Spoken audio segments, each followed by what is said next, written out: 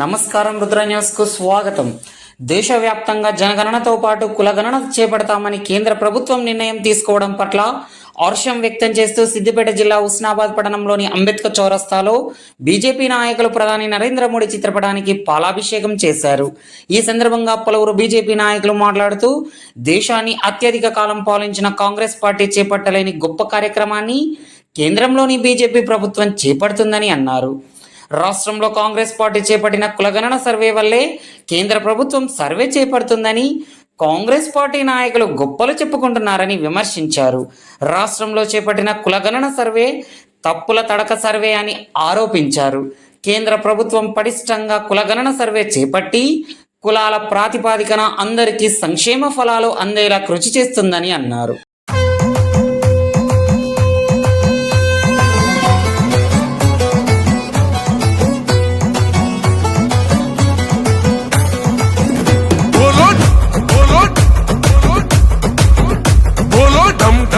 డమరుకం మోగుతుంటే పూనకం హిందూల బంధూర నరేంద్ర మోదీ బం బం బం పగడబం బోలా శంకరుని గుణం భరతమాత ముత్తు బిడ్డ నరేంద్ర మోదీ గుండె ధైర్యమున్నా మొండి మనసిరన్నా ఇండియాలో పుట్టినాడు అగో విశ్వ గురువులా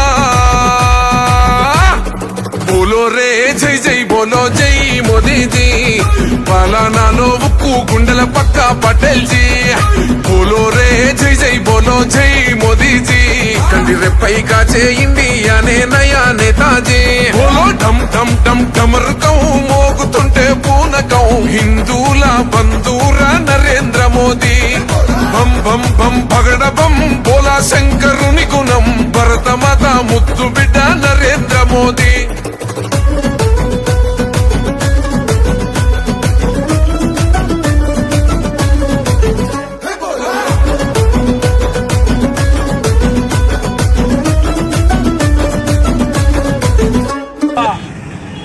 భారత ప్రధాని బహుజనుల ముద్దుబిడ్డ నరేంద్ర మోడీ గారి నాయకత్వంలో ఈ దేశ చరిత్రలో ఎన్నో పార్టీలు పరిపాలించినాయి.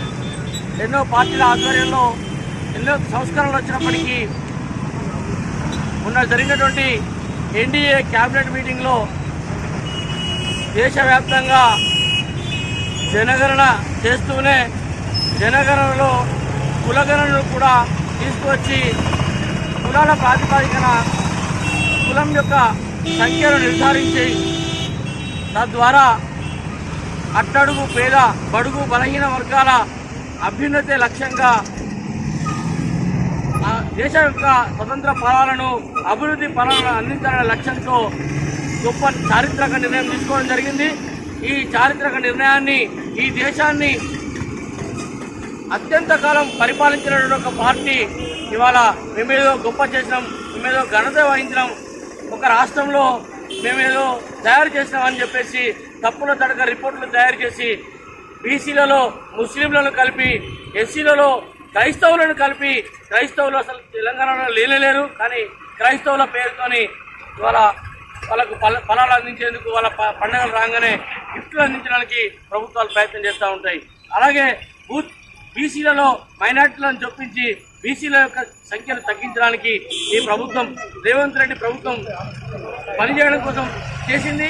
దాన్ని తీవ్రంగా ఖండిస్తూ వాళ్ళ దేశవ్యాప్తంగా కూడా పారదర్శకమైనటువంటి కులగణనను అలాగే జనగణనను నిర్వహించాలని కేంద్ర ప్రభుత్వం ఏదైతే తీసుకున్న ఆ నిర్ణయాన్ని భారతీయ జనతా పార్టీ హుస్నాబాద్ పట్టణ శాఖ పక్షాన హర్షిస్తూ గౌరవ భారత ప్రధాని నరేంద్ర మోడీ గారి చిత్రపటానికి పాలాభిషేకం చేయడం జరిగింది. భారత ప్రధాని మోడీ గారికి హుస్నాబాద్ పట్టణ శాఖ పక్షాన ధన్యవాదాలు తెలియజేస్తా ఉన్నాం. హుస్నాబాద్ మండల పార్టీ హుస్నాబాద్ పట్టణంలో హుస్నాబాద్ మండల శాఖ తరఫున నరేంద్ర మోడీ గారికి పాలాభిషేకం చేయడం జరిగింది. అదేవిధంగా ఈరోజు కులగణనతో పాటు జనగణనతో పాటు కులగణన చేయడం జరిగింది. అదే ఈరోజు కాంగ్రెస్ ప్రభుత్వం వచ్చి 3.5 సంవత్సరంన్నర అవుతుంది. మేము కులగణన చేసినామా అంటున్నారు, కానీ వాళ్ళు చేసింది ఎన్ని తప్పులున్నాయో ఒకసారి వాళ్ళు చూసుకోవాలి. ఎదుటి వారిని విమర్శించే ముందు వాళ్ళ ఏం చేస్తున్నారు అనేది వాళ్ళు అభ్యంతరం చేసుకోవాలి. ఈరోజు నరేంద్ర మోడీ గారు తీసుకున్న నిర్ణయం చాలా హర్షణీయం. అందువల్ల ఈరోజు నరేంద్ర మోడీ గారికి పాలాభిషేకం చేయడం జరిగింది.